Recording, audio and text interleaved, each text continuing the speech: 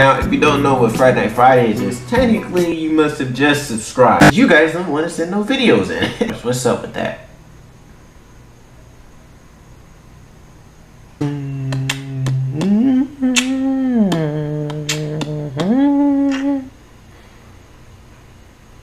Yo, Knight, what is you?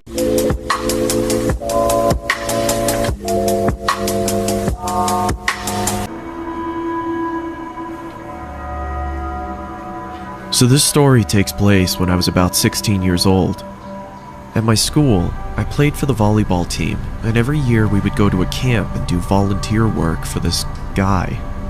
The camp was in the middle of nowhere. When we got to the camp, we immediately started to work until 8 p.m. This was around October, so it was already dark at 8. My two friends and I were sitting around the fire, trying to figure out something we could do so we weren't so bored. We heard that there was a small river down the hill from the camp, and we thought we could check it out.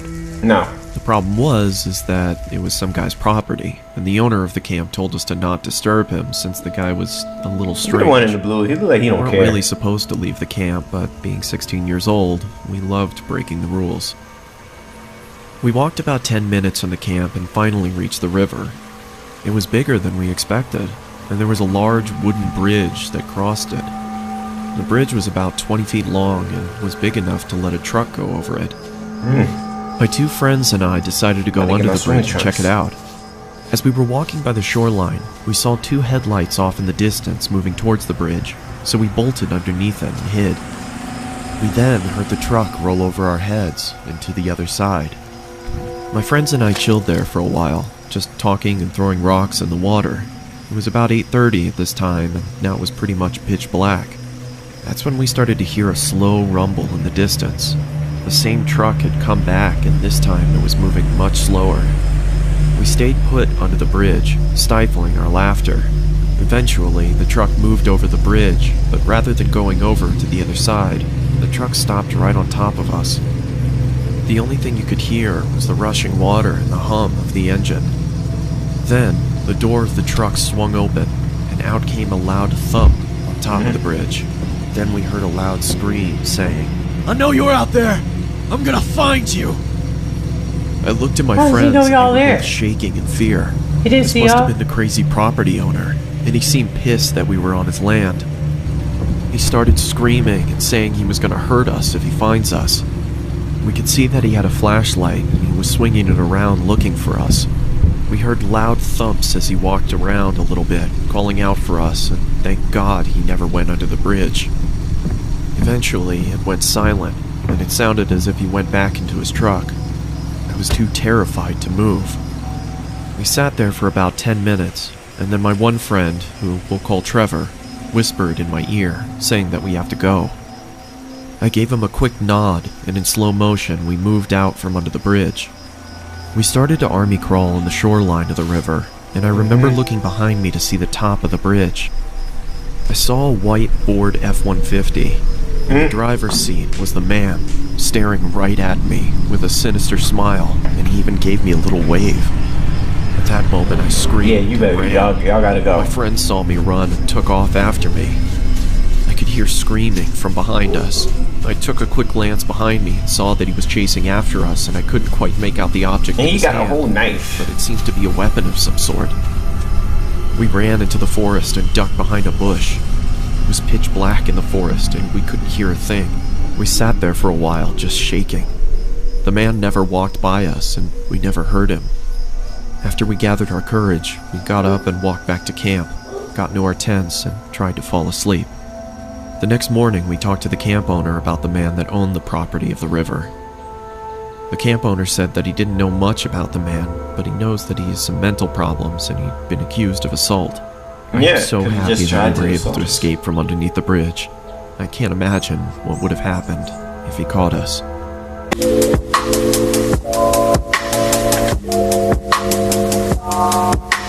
Alright, so this next video is by the Dark Lord K, and this is the VHS for Mangled.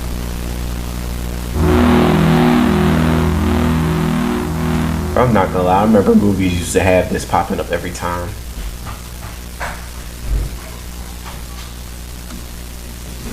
Follow following tape is for use by Federal Bureau.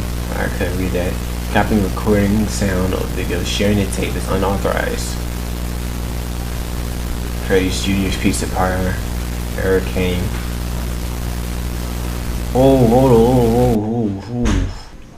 Joseph Brown, 1962 to 1987, was found dead in a security office with severe stab wounds around his chest area and severe damage towards the frontal lobe. Autopsy examination confirmed his death by a fatal heart muscle wound dealt by a sharp hook. The object by which this act was done was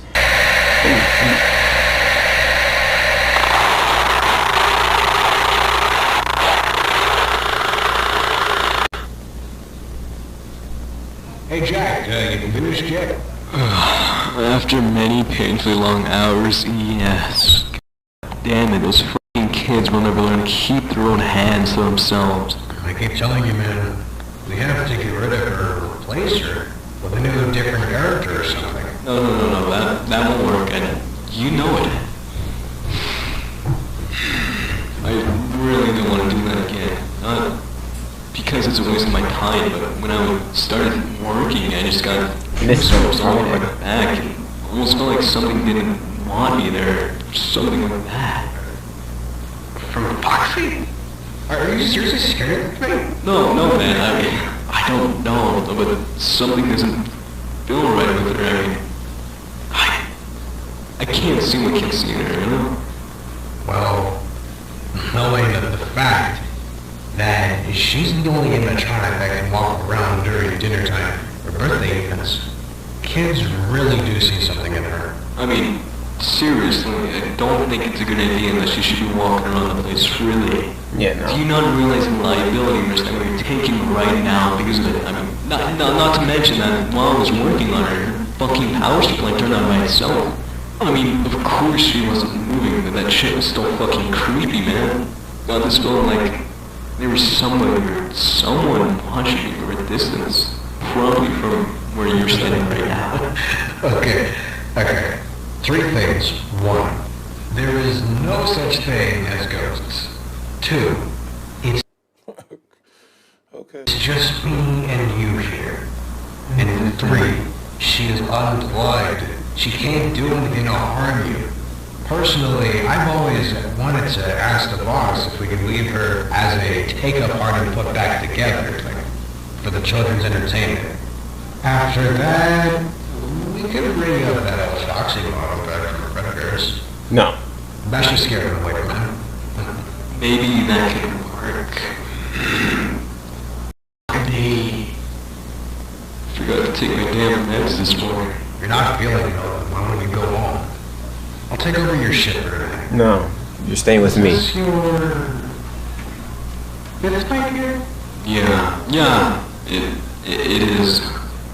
I can tell you're exhausted and stressed. So, let's just go home and get some rest. See you tomorrow, Jack. Let's just turn the light off here and wait for the devil to come out. So you're gonna come out, alright? Yeah, right. Try and sell me some bullshit about ghosts and demons. Yeah, this shouldn't be so bad. Alright. Very dull and quiet here. As it should be. Should probably call the boss and let him know that I'm working tonight. Give him 5 Nights at Freddy's too.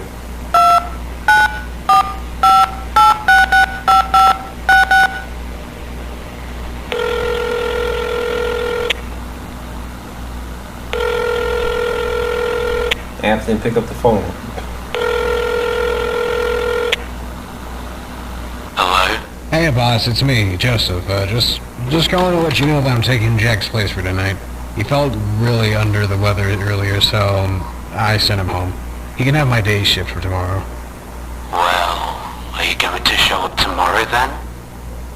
I can't. I have an appointment with my cardiologist. Okay, I'll be sure to write that in the logs.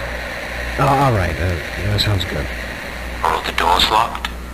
Yeah, the doors are locked. Ready, on, Is the mask and flash flashlight there in the office? Mask is here. Anything unusual in the cameras? So Oh, this is far, Five Nights at Freddy's 2. everything seems to be... Bet. Hello? Did something happen? Nothing. So sorry. Nothing. Sorry. I just thought I saw something weird on Her the head cameras. moved. Probably the paper stars falling again. Do you want me to send someone else over there with you? Yes. No. Yes. Wait. Jeremy's out for the night too. I'm okay, boss. Don't worry, okay? Okay. If anything weird starts to happen, don't be afraid to call me or someone else, alright? Oh, it already happened. All right. Head moved by itself. Alright. Good night. See you tomorrow. Oh man. Let me check if her power is turned off. Ooh, free roam. Oh my gosh. What are you up to? Odd. Power supply is off.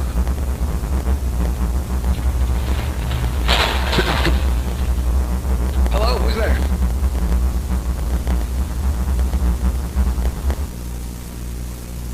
Okay. Well, that was strange. I hope it isn't Jack trying to pull any tricks on me. Because of those ghost stories he told me earlier.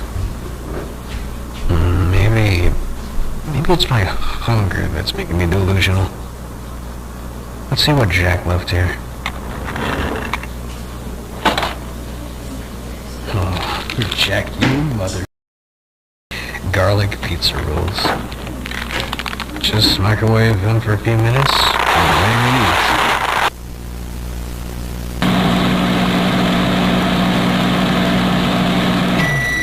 Ah, perfect. Got a whole microwave in there, be for real. Ah, delicious. Let's check on those cameras again. Strange, looking alright. Music box, run there for the next 30 minutes. Okay, let's see in there. Let's go to see if there's anything new. It's standing up now. What the f***? How are you standing up? Yeah, it's standing up. The rest of the tape appears to be tampered with, as the original content has been recorded over with a new day at Freddy's Jr.'s. The following footage is from the security camera feed, supposedly taking place a minute after the previous tape. Later on, the visuals will return to the victim's camera as the original tape has been restored.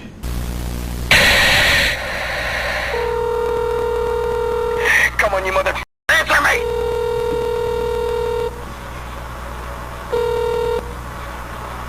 Hello, this is Jeremy. Oh, thank God you answered. Oh. Whoa. Is everything okay? I can't stay on the phone for very long. I have to maintain the parking lot here at the mall. Fuck. All right. You remember that one Fox animatronic we had to repair a while ago? Yeah? What's going on? Well, Jack, I had to repair her again tonight. And I'm taking his shift for tonight. I'm looking at the cameras right now, and she's standing up on her own. Wait, what? Have you done anything yet? And what do you expect me to do? Leave the place? I can't do that because I don't have the keys, and that f***ing Fox is right next to the exit. Okay. Calm down. He's chirping. Maybe she turned on by herself? Turns on herself, I checked her a few minutes ago, and her power supply is toggled off. I even made sure that she was unplugged from the outlet. Maybe someone broke in and is messing with you? No. What kind of sick would do that? I have no clue, dude. Just go browse through the cameras and record everything you see. And besides, that VCR should be integrated with the CCTV system, right? Let me check. Yep. And it's been recording for a while, okay? Alright, perfect. I I want to see that recording tomorrow when I get there. I should be able to get out of this place for the next few hours, but don't count on it. What am I supposed to do now? Just try to hide in a good place and keep that camera on her so she doesn't move. Okay. Oh, shoot. The camera's out. Wait, what? Which one? The kid code? Yes! We did it! Quickly! I'm trying to... Joseph? Jesus Christ. Joseph! Joseph, are you there? Did you hear me? Joseph, what happened? Talk to me, man! She's staring. I saw pitch black eyes. She knows my fear. Jack was right. I've called 911. No! Don't do that! Joseph, they're not gonna help you! Just get out of there while you still can! The head's moving! What can I do? Just keep that camera on her. Do you understand? I'm gonna call my boss right away so I can head over there. If anything happens, just run away and call me immediately. Alright? I'm on my way now. I'll see you in a few hours. Don't leave me! Johnny! Help me, Johnny! Help my friend!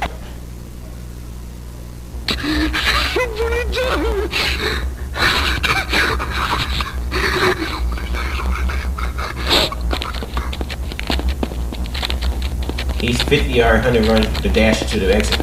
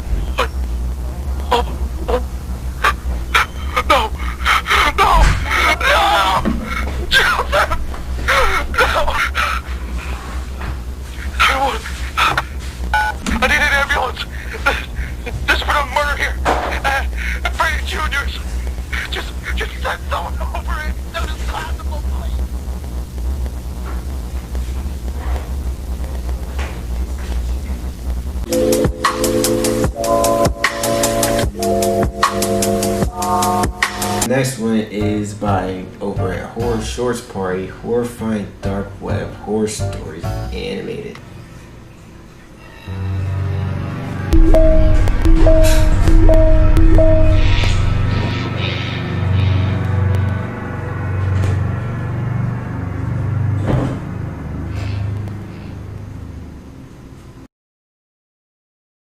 This story happened when my girlfriend Lindsay resided in Tokyo, Japan for her teaching abroad occupation. She taught English to foreigners for a fairly decent pay. I personally wasn't too cultivated by the idea, as the thought of Lindsay being in a foreign country by herself really stressed me out. I can't wait for you to fly over. Yeah, me too, babe. Hey, can you please make sure your doors are locked? I already locked it, silly. Stop being so paranoid. I know I'm being paranoid. I just want you to be safe, okay? Don't worry, I am. Being away from Lindsay definitely took a toll on my health, as I would constantly get anxious from worrying about her safety. Knowing that I didn't have the capability of protecting her from any unlawful perpetrators always gave me extreme anxiety, which is why my doctor prescribed an inhaler for me to use every time I felt the symptoms get out of hand. I didn't do too well with long-distance relationships, but I really wanted to support Lindsay in her career endeavors. I'd fly over there on occasion, usually around the holidays when work wasn't so strenuous for the both of us. I remember spending the majority of my time watching the rather odd Japanese game shows while Lindsay and her roommate Saki would do after-hours work from home. After hours work? What do you think after hours work is? In Japan was quite the culture shock. I wasn't used to the Eastern lifestyle, but the longer I stayed there, the more accustomed I became. Yeah, Or I should say, the more comfortable I felt with Lindsay's stay there. Being halfway across the world made me adjust my sleeping Weird, buddy. You're weird. schedule, as I made it my duty to video chat Lindsay every day at exactly 3 a.m. in the morning. 3 a.m. over here was equivalent to 5 p.m. over there according to the time zone difference. I'd make it a routine to catch Lindsay after her work shift was done, even if that cost me a few hours of sleep. You guys doing anything for Halloween? Yup, Saki and I are probably going bar hopping. That sounds nice. I wish I could be there Babe, with... we'll talk later. Saki's calling me. Seeing that Lindsay had a roommate to... You gonna hang up on me? Incredible. It's an evil world we live in. ...acquaint herself with gave me a little peace of mind. A lot of my friends were well aware of how concerned I was about Lindsay's well-being. So much so that they would message me encouraging words to help cheer me up. But all of that changed one night, when I got a message from one of my close colleagues from school. I opened the message and read, "Hey Craig, I know you're concerned about Lindsay, so I thought you might want to check this link out." It was a link to a forum titled, "Is Teaching Abroad in Japan Safe?" I hesitantly... Bro, that is gonna make me have to be more concerned about her more. You saw that image in the back of it? Who the freak is that over there by the end of the corner? I hesitantly clicked the link, only to see the forum containing a large thread of positive comments saying stuff like, "Teaching there was a great experience, highly recommended," or "Once you go Japan, you'll never need another plan," stuff like that. I then came across a user that posted a comment saying, "For those who are considering being a tutor in Japan, you might want to watch this first before you fully commit," with a link right next to it. I felt extremely skeptical clicking the link, but my curiosity was too overbearing to withstand my compulsion, so I clicked it. I then saw a low-grade video of a woman with her hands bound to the ceiling while being completely wrapped in duct tape. Oh no. The woman was also wearing a plain white mask over her face with the word "dog" written on it. I couldn't tell if this was a joke or some sort of sick snuff film until I saw a man approaching the woman holding a large machete. I could hear this poor lady screaming in agony as he began to shout, "What is your name?" Please, sir, please just let me go. Please just let me go. "What is your name?" My name is Kathy. Please don't hurt me. Wrong answer! Your name is Dog! Ugh.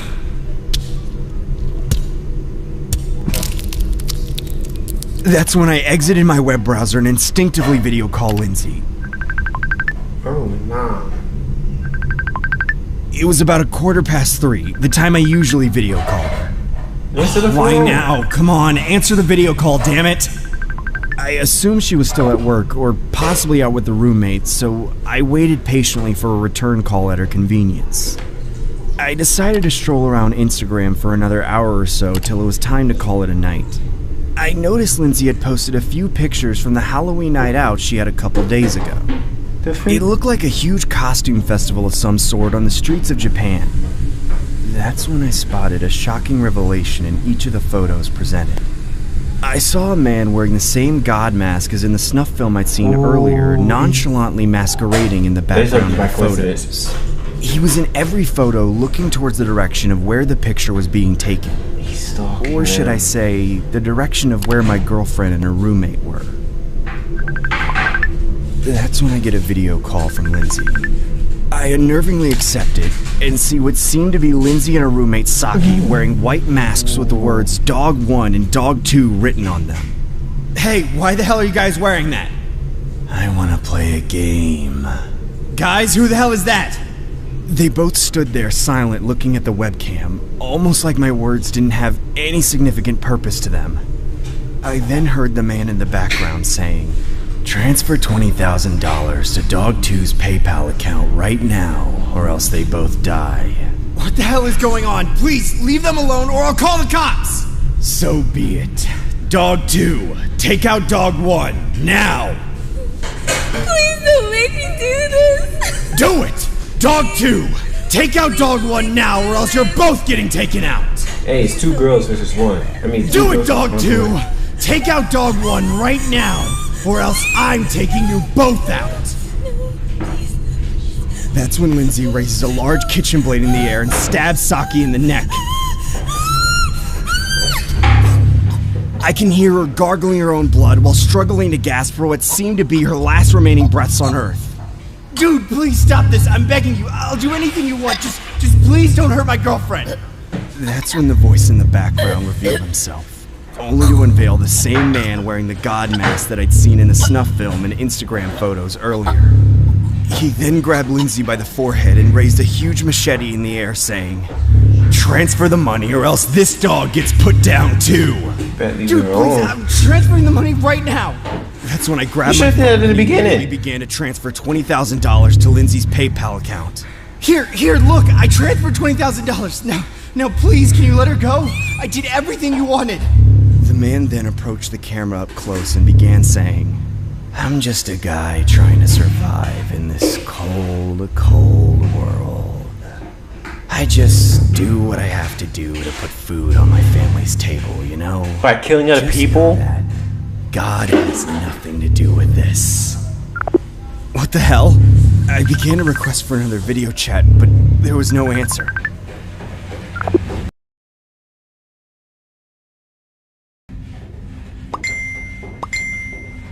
That's when I get 2 messages from Lindsay's account. I click the chat box and see an image of Lindsay's severed head on top of the computer desk. The other image was a meme face with the caption, "Gotcha.